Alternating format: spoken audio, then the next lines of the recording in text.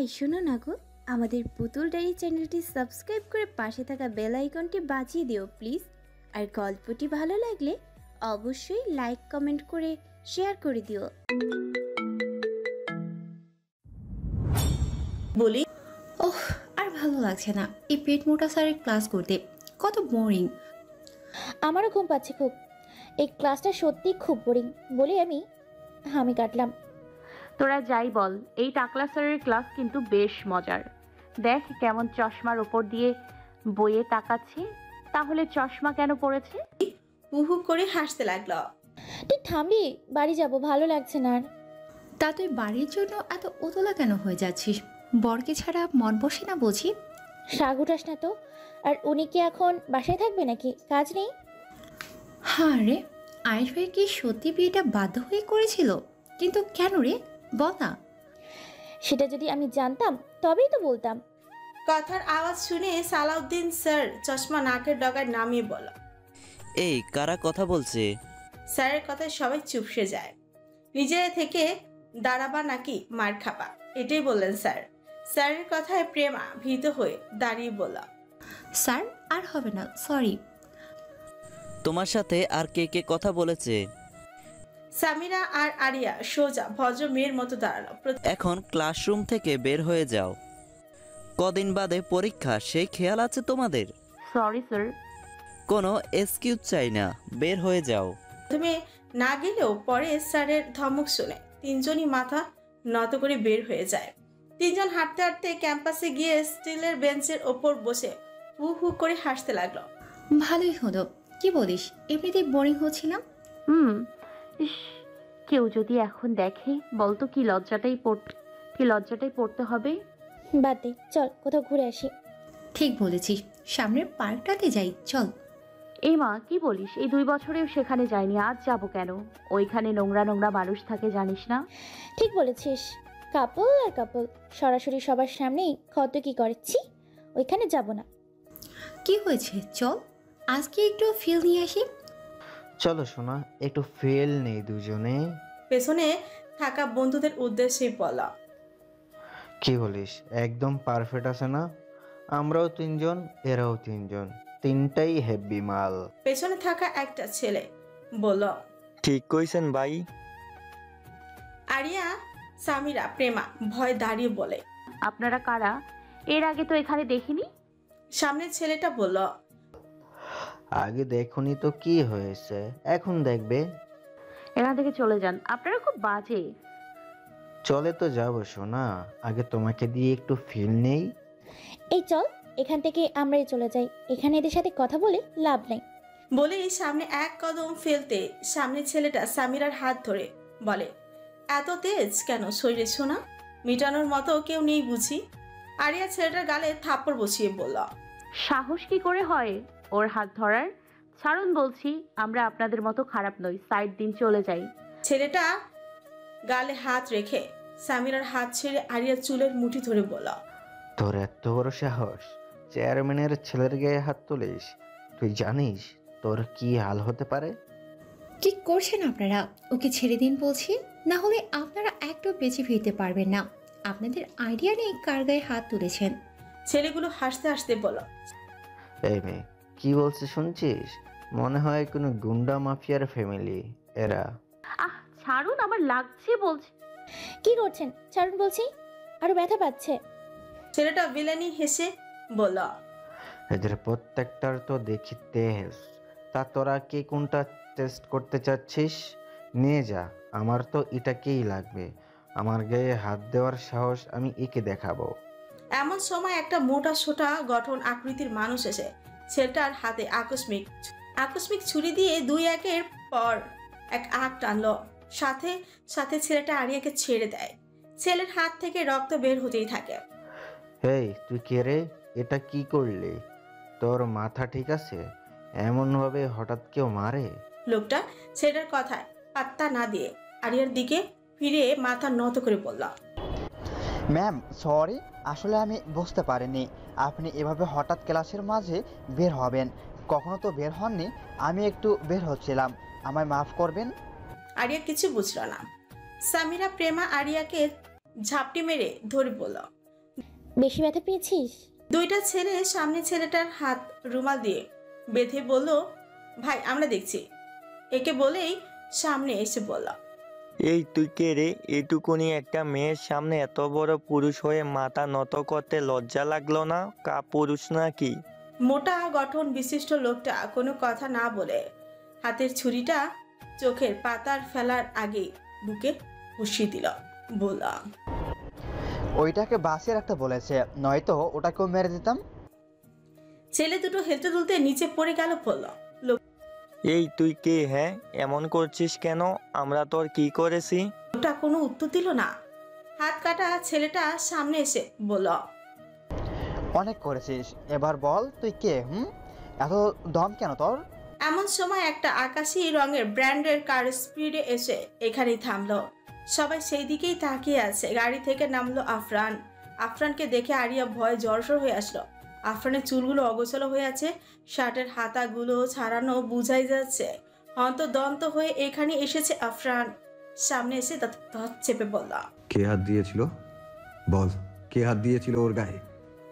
আফরানের হাত দুটো গুটানো, চোখ দুটো গাঢ় লাল হয়ে আছে।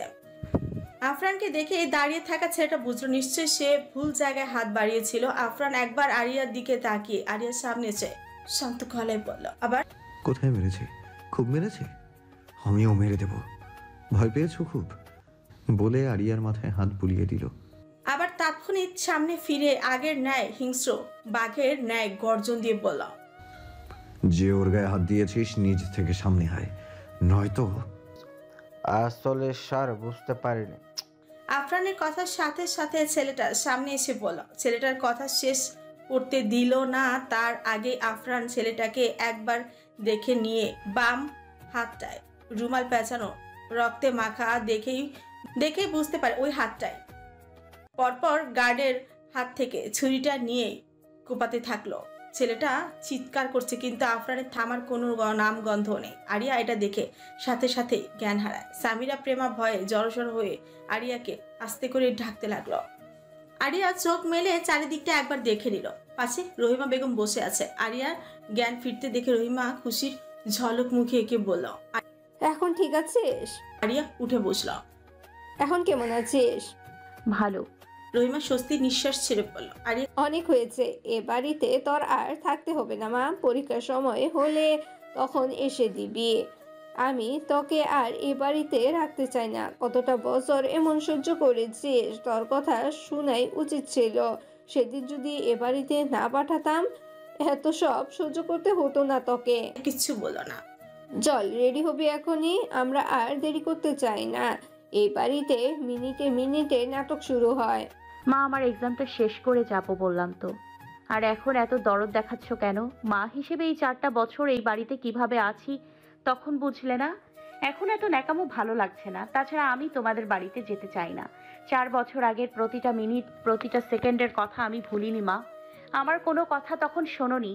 এখন আমি আর তোমাদের সঙ্গে থাকতে চাই না। হয়েছে? শুনে নিয়েছো আমার কথা? চুপ করেছিলাম বলে ভেবো না আগের সব ভুলে গেছি। যখন আমার জীবনটা দোটানায় ছিল তখন কোথায় ছিল তোমার দরদ বলো? এখন আমি এখানেই। ওকে, যাব না আমি। বলে আরিয়া নিজের জায়গা ছেড়ে উঠে রুম ছাড়ল। পথে সামিরা আরিয়াকে দেখে বলল, কিরে, কখন ক্যাম্প ফিরলো তোর? আর এমন মুখ করে আছিস কেন? নাথিং। সামিরা কিছু না বুঝে আরিয়া যাওয়ার পানে তাকিয়ে থাকলো। রহিমা বেগম খলিল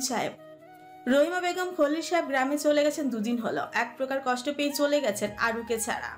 এই 2 দিন আফরানকে কোথাও দেখা যায়নি, তাই তো বিয়ের ব্যাপারটা সত্যি কিনা সেটা নিয়েও কথা বলতে পারেনি। আরিয়ার ভীষণ বোরিং কাটছে দিনগুলো। এত বাজে দিন কখনো কাটেনি। কেমন যেন বিরক্ত লাগছে সব অজানা সব কারণে। কলিং বেলের আওয়াজ পেয়ে আরিয়ার কাছে ছিল বিধায় দরজাটা খুলেই দিল। অচেনা চেহারায় কপাল কুঁচকে বলল, কাকে চাই? আয়ুষ বাসায় আছে? আপনি কে? আয়ুষের বন্ধু। ভাইয়া এখন বাসায় নেই। ঠিক আছে, আমি অনেক দূর থেকে এসেছি, একটু ভেতরে এসে ওয়েট করতে পারি? সরি, এখন বাসায় কেউ নেই। বড়রা আসতে পারেন। আরে আজব তো, আমি কি চোর নাকি যে কেউ নেই বিধায় চুরি করে নিয়ে যাব? হতেও পারেন। সার্টিফিকেট তো আর নেই, তাই না? আজব তো, ভালো মানুষ হওয়ার জন্য সার্টিফিকেটও লাগবে? অবশ্যই। সামিরা ওপর থেকে বলল। আরও কে আসলো রে? জানি না, মনে হয় চোর। সামিরা আরিয়ার কথা রুম থেকে বেরিয়ে নিচে এসে বলল। কি বলিস, কে এসেছে? আরিয়া কিছু বলবে তার আগেই চোখ যায় দরজার বাইরে দাঁড়িয়ে থাকা মানুষটির দিকে। সামিরা সামনে দাঁড়িয়ে থাকা লোকটিকে দেখে হাসি মুখে বলল। আরে সাদিক ভাই আছে, এখানে কিভাবে আসলে? আরিয়া কপাল কুঁচকে বলল। একে চিনিস? আরে ইনি আরশ ভাইয়ের বন্ধু। ভালো, আমাদের বাসায় তো প্রায় আসতো, অনেক দিন পর দেখা। একে ছামিরা এই বাড়িতে যে? আমি তো ভাবলাম তুমি কলেজে। আজ যাইনি তো, বৃষ্টি ছিল সকালে খুব। ওহো, তা কেমন আছো? একদম পারফেক্ট।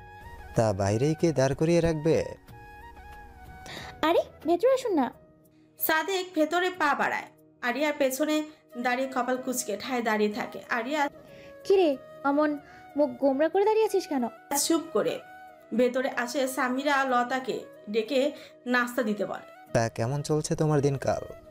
আগে বলুন, বিয়েতে কেন আসলেন না? কার বিয়ে? মজা করছেন নাকি সিরিয়াস?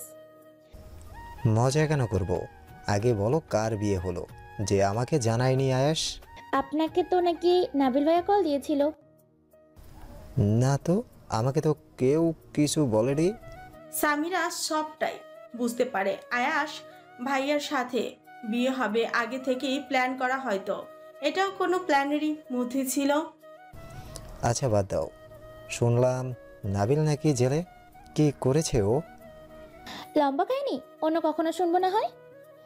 ঠিক আছে, তারপর বলো পাশে থাকা এই কপাল কোসকানো মেয়েটাকে। আরে এটাই তো আরো। সাদেক আরু নামটা শুনেই মুচকি হেসে বল। ওহো, এই তাহলে আরো। এখন বুঝলাম আয়েশ কেন এই বাড়িতে থাকছে আর বিয়েটা কার হয়েছে।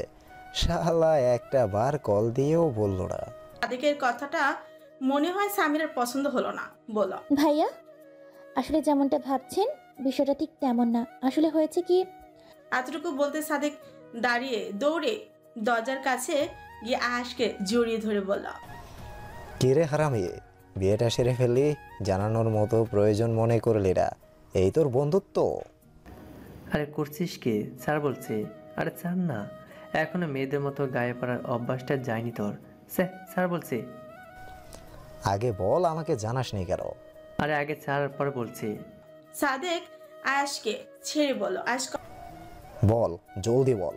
শালা বউ পেয়ে বন্ধুকেই ভুলে গিয়েছিস? কপাল কুচকে বলে। আয়াস কপাল কুচকে বলল। একেবারে দিমু একটা, যা তো। আগে বল কখন আসলি? এই তো মাত্র এসেই তোর বউয়ের সাথে ঝগড়া করতে হলো। তোর মতোই একদম কথায় কম যায় না। বেশি কথা কেন বলছিস?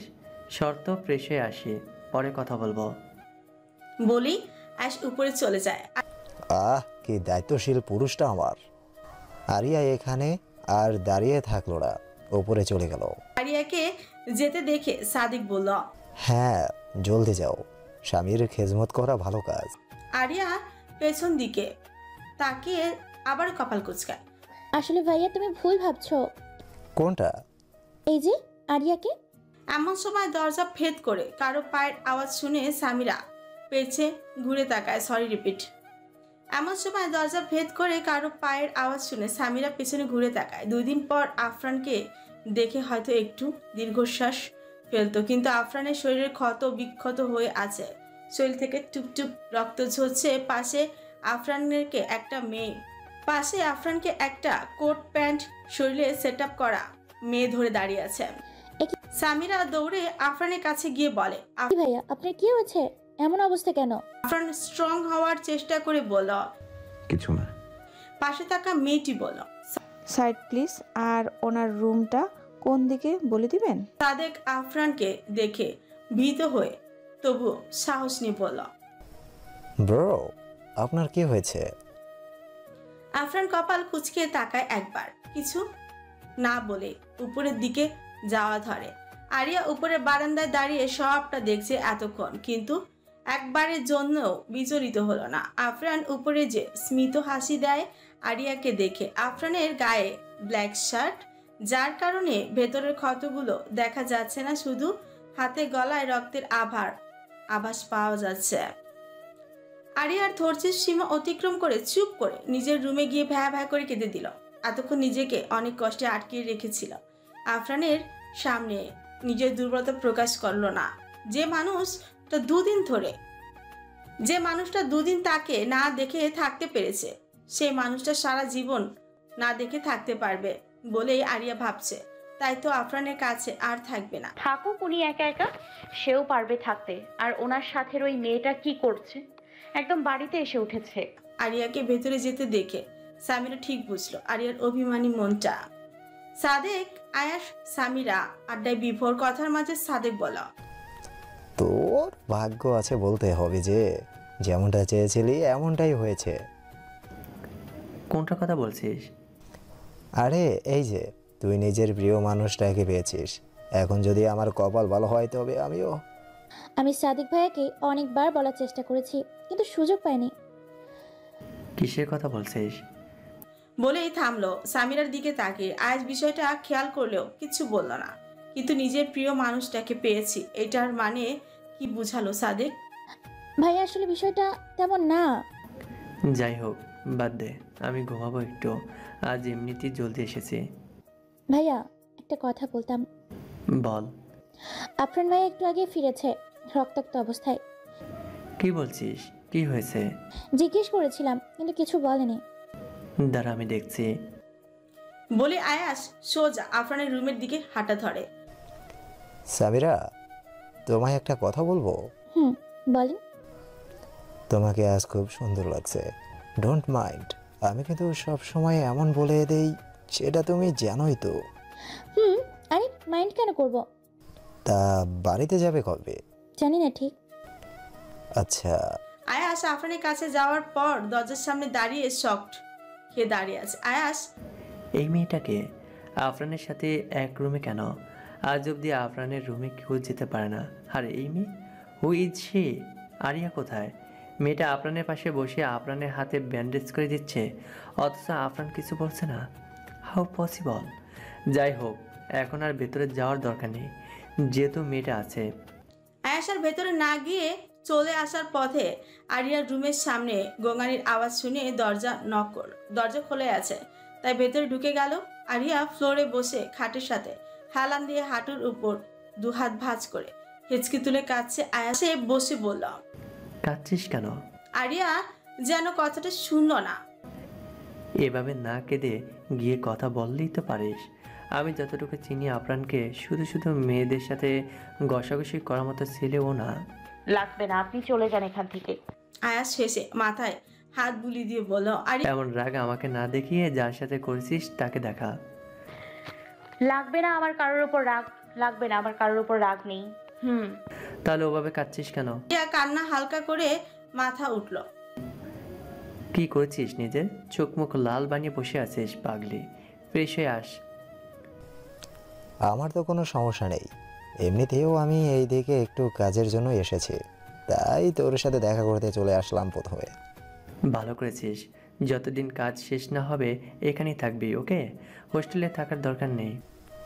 ठीक है यार, तेरा बात कभी सुना नहीं, ऐसा हुआ के। আরিয়া কান্না হালকা করে মাথা উঠালো। আরিয়া কিছু বলল না। আয়াস আরিয়াকে তুলে দাঁড় করিয়ে ওয়াশরুমে দিয়ে আসলো। আয়াস সাদেকের কথায় হাসে। জাফর সাহেব সাদেককে চেনেন, বেশ কয়েকবার আয়াসের সাথে দেখেছেন তিনি তাকে। এখানে আসার কারণ জানার পর তিনি নিজেই বলেছেন কাজ শেষ হওয়ার আগ পর্যন্ত এখানেই থাকতে পারে, কোনো অসুবিধা নেই। রাতে ডিনার শেষ করে সবাই নিজ নিজ রুমে চলে গেল ঘুমাতে, কিন্তু আরিয়া খাবার খায়নি। অনেকবার ডাকার পরেও আসেনি। জাফর সাহেব নিজে ডেকেছে গিয়ে, তবুও আসেনি। বলেছে তার অনেক পড়া বাকি, তাছাড়া সন্ধ্যা নাস্তা করেছে, এখন ক্ষুধা নেই। আরিয়ার চেহারা দেখে জাফর ভেবে নিয়েছে মনটা হয়তো খারাপ, তাই আর কথা বাড়ায়নি। আরিয়া পা টিপে টিপে আফরানের রুমে গিয়ে আফরানের পায়ের কাছে দাঁড়ায়।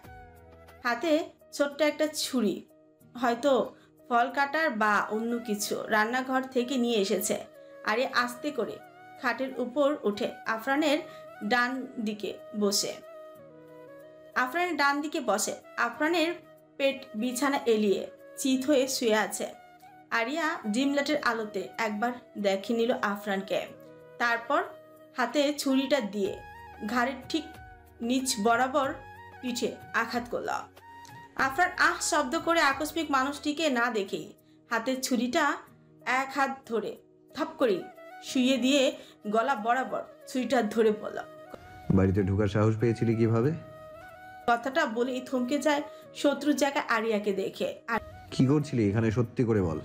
পাগল হয়ে গেছিস নাকি মরার ইচ্ছা হয়েছে? আরিয়ার ভীতহীন সাহসী কঞ্চ। আফরান একদম মেরে দিব আপনাকে, মেরে তবেই শান্তি পাবো। যত ঝামেলা আমার জীবনে সব আপনার জন্য।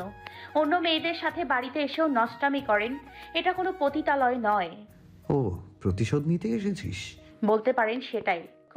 তা আরফান চৌধুরীকে ভালো করে চিনিস তো, নাকি না জেনেই মারতে এসেছিস? খুব ভালো করেই চিনি। বাঁকা হেসে বলল, ওকে, ট্রাই করে দেখতে পারিস বলে হাতের ছুরিটা আরিয়ার গলা থেকে সরিয়ে বলল, খুব বাঘা গড়িয়েছে না নিজে থেকে মরার? ঠিক আছে, আমি ইচ্ছে করে বাঁচিয়ে রেখে কি করব? তোর ইচ্ছাটা পূর্ণ হবার চান্স দিয়ে দিই, কি বলিস? আরিয়ার দুই হাত একসাথে করে চেপে ধরে উঠে বসিয়ে পরনের ওড়নাটা বেঁধে দিয়ে দিল। আরিয়া ছটফট করছে ছোটার জন্য। আফরান কোনো কথা না বলে আরেকটা রশি নিয়ে আরিয়ার পা বেঁধে মুখে রুমাল বেঁধে কোলে তুলে ওয়াশরুমে গিয়ে দিয়ে দরজা লক করে দেয়, সাথে লাইটটা বন্ধ করে দিয়ে বলে, আমার অবাধ্য হওয়ার পর ফলস্বরূপ ছোট্ট গিফট তোর জন্য এটা। এইটুকুনি মেয়ে আবার প্রতিশোধও বুঝিস? নে এখন প্রতিশোধ। বলে বাঁকা হেসে খাটে বসলো। মেয়েটা পাগল হয়ে গেছে, আমার সাথে গুন্ডামি করতে আসে। কত বড় সাহস ওর! আফরানের পিঠ বেয়ে রক্তের স্রোত গড়িয়ে পড়ছে। আরিয়া এমন ভাবে আঘাত করবে সেটা আফরান কল্পনাও করেনি। সে তো দরজা খোলা রেখেছে আগে ইচ্ছে করে, যেন আরো আসতে পারে। কিন্তু এই মেয়ে তো ফুল কিলার, নিজের হাজবেন্ডকে কেউ এভাবে মারতে পারে নাকি? আফরানের জানা ছিল না বাগান থেকে আজ ফুলের সুবাস ছড়াচ্ছে। সেই ফুলের ঘ্রাণ সামিরা চোখ বন্ধ করে উপভোগ করছে। এই তো শীত প্রায় আগত বললেই চলে। কদম ফুলের ঘ্রাণটা একটু বেশি পছন্দ সামিরার, তাই তো দুটো কদম হাতে দোলনায় বসে আছে। ফুল দুটি তেমন ভালো নয়, কুড়িয়ে পাওয়া। গাছটা এত উঁচু যে সে পারবে না উঠতে, তাই তো নিচে পড়ে থাকা দুটো ফুল হাতে তুলে নিল। কিন্তু আজ আরিয়াটা নেই সাথে, তাহলে তো গল্প করতে পারতো সে। আজ এতক্ষণ ঘুমাচ্ছে কিভাবে ও? অন্য দিন তো সকালেই উঠে এখানে আসে, তারপর আবার ঘুমিয়ে যায়। হালকা কুয়াশাচ্ছন্ন চারপাশটায়। হাতের হলুদ সাদা ফুল দুটি চুলে গেঁথে দিলে বোধহয় আরো সুন্দর দেখাতো। সামিরা পেছন ফিরে সাদেককে দেখে বলে, কখন উঠলেন? কদম ফুলের সরব কি আর মানুষকে ঘুমাতে দেয়? সামিরা দোলনা থেকে দাঁড়িয়ে স্মিত হেসে বলে, তা অবশ্য ঠিক বলেছেন, তাই আজ একটু জলদি উঠে গিয়েছি। রাতে বৃষ্টি এসেছিল, ছোড়ো হাওয়া, প্রবল হাওয়ায় দারুণ ফুল দুটি আমি পেলাম। কদম ফুল পছন্দ? সাদেক হাসল। সকালে স্নিগ্ধ বাতাসটা দেখুন না, কেমন শান্তি বইয়ে দিচ্ছে। আচ্ছা, আমাদের জীবনটাও এমন স্নিগ্ধ বাতাসের ন্যায় শান্তিপূর্ণ হতে পারতো না? যদি সময়টা সব সময় এমন যেত, তবে এটা উপভোগ করতে কিভাবে যে করা রোদের পর রোধহীন আলোকিত বিকেলটা কেমন অনুভব হয়।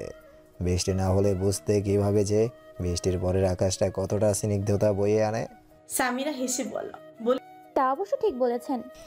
ভেতরে চলো, আবার বৃষ্টি আসবে মনে হচ্ছে। আকাশটা দেখো। এক্ষুনি মনে হয় পৃথিবীটাকে অন্ধকারে তলিয়ে দেবে। পরে দেখা যাবে, আগে চলো। এই দু কদম রাখতে বৃষ্টি শুরু হলো। সাদেক পাশে সামিরাকে না দেখে পেছনে তাকিয়ে দেখলো সামিরা ঠায় দাঁড়িয়ে আছে। সাদেক গিয়ে সামিরার মাথার উপর ছাতা হিসেবে নিজের হাত দুটো বিলিয়ে দিল। আরে ভিজছো কেন? ভেতরে এসো। আমি ভিজবো? আরে এই সময় ভিজলে জ্বর আসবে, অন্য দিন ভিজো। এখন ভিজবো, হাতটা নামিয়ে নিন। আরে বোঝার চেষ্টা করো। সামিরা সাদেকের সামনে থেকে সরে একটু দূরে গিয়ে দুহাত মেলে চেহারার আকাশের দিকে মুখ করে দুটো চোখ বন্ধ করে দাঁড়ালো সামিরা। আজ ভীষণ ইচ্ছা করছে ভিজতে। সাদেক নিজেও ভিজছে, অথচ সেটা তার খেয়াল নেই। সে তাকিয়ে আছে ওই নিষ্পাপ মুখখানার দিকে। কতটা শিশু সুলভ তার ব্যবহার, কত সুন্দর নিষ্পাপ মুখখানা তার। ইস, আমি যদি বৃষ্টি হতাম। তবে সারা অঙ্গ জড়িয়ে নিতাম। ভেবে মৃদু হাসলো সাদেক। প্রায় 8 ঘন্টার মতো বৃষ্টিতে ভিজে তেজ অনুযায়ী ঝড়ে বৃষ্টি শেষে সামিরা আর না দাঁড়িয়ে থেকে ভিতরেই যায়। সাদেক এখনো এক পানি তাকিয়ে আছে তার যাওয়ার পথের দিকে। সামিরা সোজা উপরে গিয়ে প্রথমে আরিয়ার রুমের সামনে দাঁড়ালো। কোনো শব্দ নেই, হয়তো এখনো ঘুমাচ্ছে। তাই সামিরা আজ আর না ডেকে নিজের রুমের দিকে চলে গেল। নিচে লতা নাস্তা তৈরি করছে। সামিরা রুমে গিয়ে একবার ঘড়ির দিকে তাকালো। 8টা বাজতে চলছে প্রায়। সামিরা অবাক হলো, এত সময় বাজে, বাগানেই কাটালো সে। দেরি হয়ে যাচ্ছে তো, 9টায় তো কলেজ। দ্রুত কাভার থেকে এক সেট জামা নিল, কিন্তু গোসলখানা খালি নেই। হয়তো আয়াস গোসল করছে, তাই অপেক্ষা করছে। শীতে সামিরা কাঁপছে, ঠান্ডায় পুরো শরীর যেন বরফ হয়ে যাচ্ছে। আয়াস শাওয়ার নিয়ে বের হয়ে চোখ আটকায় সামনে দাঁড়িয়ে থাকা মেয়েটার প্রতি। পরনে সাদা গাউন, পাতলা ওড়নাটা গলায় ঝুলিয়ে রাখা, শরীরের সাথে লেপ্টে আছে গাউনটা, কিন্তু ভারী হওয়ার কারণে শরীর স্পষ্ট নয়। আয়াস কপাল কুচকে পাশ কেটে চলে যায়। সামিরাও কিছু না ভেবে শাওয়ার নিতে চটজলদি ভেতরে যায়। আরিয়া এখনো ওয়াশরুমে আটকানো। আফরান রাতে একবার জন্য দরজাটা খোলার চেষ্টা করেনি। আরিয়া চিৎকার করতে না পেরে গোঙায়, কিন্তু আফরান নিজের মতোই রাতেই তানভীরকে কল দিয়ে ডেকে পিঠের কাটা জায়গার চিকিৎসা নিয়ে ঘুমিয়ে যায়। সবাই খাবার টেবিলে আছে এই মুহূর্তে। আরিয়া এখনো আসছে না দেখে জাফর জিজ্ঞেস করছে, আরো এখনো কেন আসছে না? সামিরা বলছে সকালে আজ আরো উঠেনি, হয়তো শরীর ক্লান্ত ভীষণ। জাফর সাহেব বলল, ওকে ডেকে আনো। সামিরা জাফরের কথা মতো আরিয়াকে ডাকতে যায়, কিন্তু আরিয়া রুমে নেই। তাই ওয়াশরুমে আছে কিনা দেখে নেয়। ওয়াশরুমেও নেই। কোথায় গেল আরু? তাই কয়েকবার দেখে নিয়ে রুমে বারান্দায় পাবার। আজব তো, সেখানেও নেই, বাগানেও নেই। গেলটা কোথায় এই মেয়ে? সামিরা দ্রুত পায়ে ছাদে যায়। গিয়ে এক দফা হয়রান হয়ে নিচে এসে জানায় আরু বাড়ির কোথাও নেই। ও সব জায়গায় ভালো করে দেখেছে। কথা শুনে সবাই আশ্চর্য হয়। তাহলে কোথায় গেল আরিয়া? জাফর সাহেব টেবিল ছেড়ে নিজে গিয়ে একবার রুমটা দেখে নিল। নেই তো কোথাও। আয়াস এবার উঠে সোজা আফরানের রুমে যায়। আফরানের দরজা আটকানো। দরজা খোল, আরো কি তোর কাছে? আয়াসের কথার আওয়াজে শুনে সবাই উপরে আফরানের রুমের সামনে ভিড় জমায়। এখন মনে হচ্ছে হ্যাঁ এখানেই আছে, কোথাও নেই। মানে আফরানের কাছে তো থাকবে, তাই না? এই ছেলে সুযোগ পেলে চোখ মেয়েটাকে অত্যাচার করে। আমার মাথায় তো একদম ছিল না এটা যে আরো এখানে থাকতে পারে। আমি ঠিক বুঝছি না, ভাবি এখানে কি করবে? তাও আফরান ব্রোর রুমে। সাহসের প্রশ্ন না হয় পরে আসবে, আগে কথা বলো। অন্য একজন পুরুষের রুমে এভাবে দরজা আটকে ভেতরে থাকার মানে আছে? কথাটা এই মুহূর্তে সামিরা ছাড়া কারো বোঝার বাইরে ছিল, তাই পাত্তা দিল না কেউ। জাফর সাহেব বেশ জোরে জোরে আফরানের রুমের দরজা ঠাকাচ্ছে। বেশ খানিক বাদে আফরান ঘুমের কারণে হেলে দুলে এসে দরজা খোলে। চোখ দুটো একটু বড় করে বোঝার চেষ্টা করলো হয়েছে কি এখানে। ফাজলামি পেয়েছো সবকিছুর? আরিয়া মামুনি কোথায়? বলে জাফর আফরানের রুমের ভিতর ঢুকে গেল। আরে হচ্ছেটা কি? আমার রুমে আসার পারমিশন আমি কাউকে দিইনি, সাহস কি করে হলো ভেতরে আসার? তোমার পারমিশন মাই ফুট। আমার মামুনি কোথায় সেটা বলো। তোমার মামুনিটা আবার কে? একদম বাজে কথা বলে কথা এড়াবে না। সত্যি করে বলো কি করেছো ওকে? কোথায় ও? কিরে তুই কি ভালো হবি না কখনো? কোথায় দেখেছিস? কি করেছিস ওর সাথে? কোথায় আরিয়া? আফরান দরজা ছেড়ে খাটে গিয়ে বসলো। ডেভিল হেসে বলা, আমি জানি কি? তোদের বোন তোরা জানিস? আমি খুব ভালো করে জানি তোর কাছেই আছে আরিয়া, বল কোথায়?